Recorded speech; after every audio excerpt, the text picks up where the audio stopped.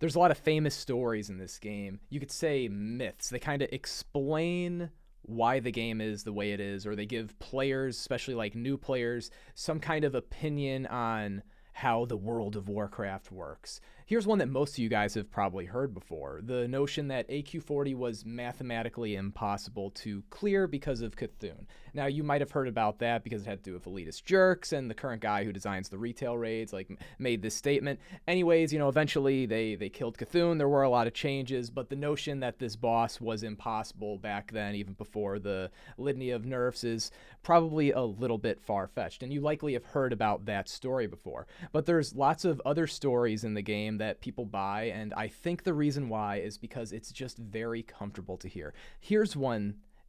The game is easy. You don't need world buffs and consumables to clear the content.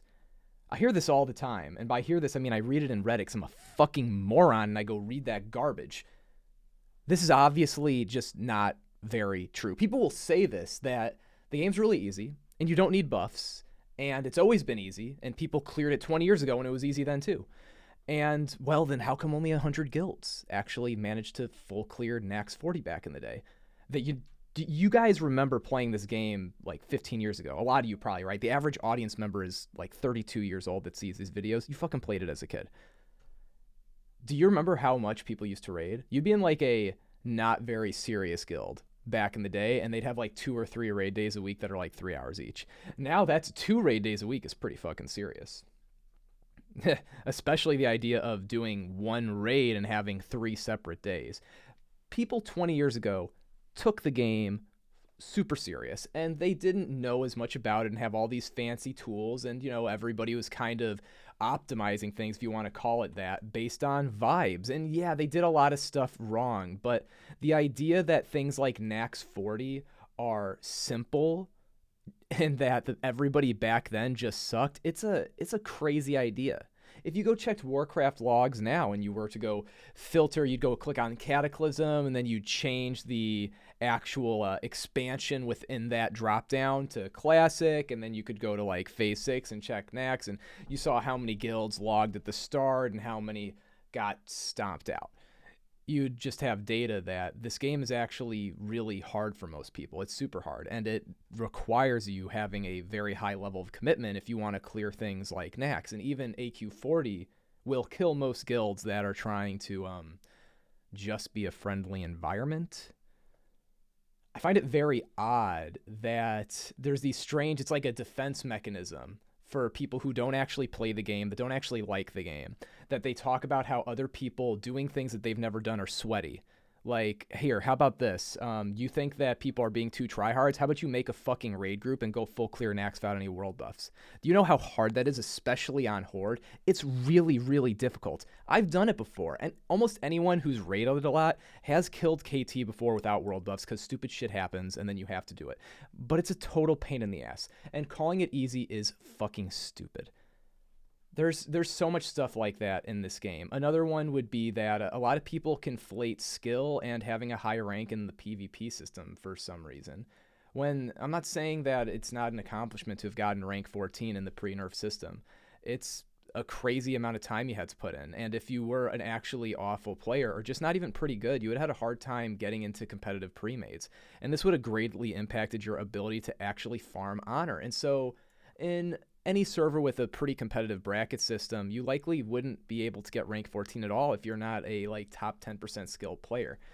But just being well networked and playing classes that are easy to slot in would matter a whole lot more than your skill.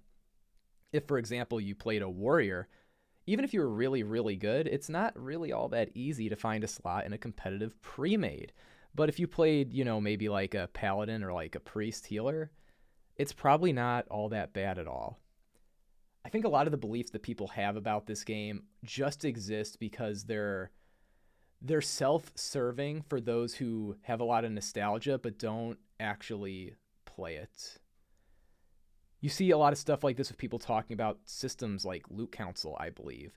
There are people who have never really been in a serious guild, and they've never really done serious content. And especially, most people have never ran a guild or managed a Loot Council. and they have lots of crazy beliefs. Here's one that people who've never managed people have. People will tell you what they mean. People will accurately tell you what they mean and how to make them happy. That's fucking nuts. If you've ever managed people before, you'll see that this is completely incorrect. Or another one is a lot of individuals don't think that there has to be transactional elements to just about everything. It's pretty much inconceivable that you can have a guild that would survive in classic WoW if you never full cleared the current phase's content. If you had to go through the entire phase, not killing the content, and then the next phase comes out and you finally clear it. It's practically impossible to survive that. Now, I think there's a minor, you could say, exception to this, and that would be Sunwell in TBC. There's a lot of guilds that basically, I would say they gave up on being able to kill Sunwell before the nerf because it's exceptionally hard, much more hard than Nax is in Classic. And I think a lot of people would consume media in the TBC relaunch and not have the opinion that Sunwell's an absolute pushover. And so they're able to not suffer psychic damage when their raid group is unable to progress on a fight like Brutalis or Muru. Probably that wouldn't be a problem on just about any of the other bosses, though. Maybe Felmist if you have some especially unobservant players. I've even seen some myths that are just within a guild, and I've created one before too. At one point in time, I was raid leading like 2 groups in Nax, and then I was raiding in a priest on another, and I was also raiding in one of my friend's raid groups. Eventually, this friend got super busy, and so I became the raid leader in his team. And we had a time where we were doing patchwork, and I can't remember what the fuck up was. But you know how it is when something goes wrong on patchwork. Like a tank dies, and then every other hateful strike kills a melee DPS. And you're kind of thinking like, all right, are we going to be able to kill this boss before he just rips through the entire raid team? And I told people to just stand and do DPS.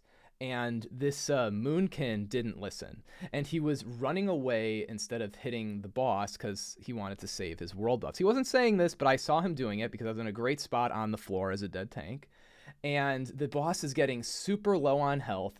And I start telling this Moonkin, Kenny, you can do it. You can kite the boss. Moonfire, Moonfire. And so he Moonfires, runs away from patchwork, gets the killing blow. Nearly everybody else in the raid is dead, and he appeared like a hero. But if you were to go check the VOD, and I saw this in real time, he was hearthing. He wasn't actually trying to create space from the raid group to try to kite the boss, which would have been a bad idea anyways, because you're giving up way too much DPS.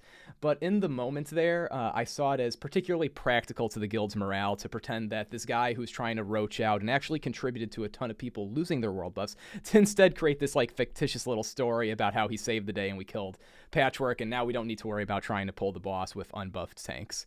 And I think that was a good move on my part, but it's fucking hilarious. And there's some of you watching this video likely were in that raid and will remember this story. Go check, I'm not going to say the tank by name, but there's a tank who had a Twitch VOD.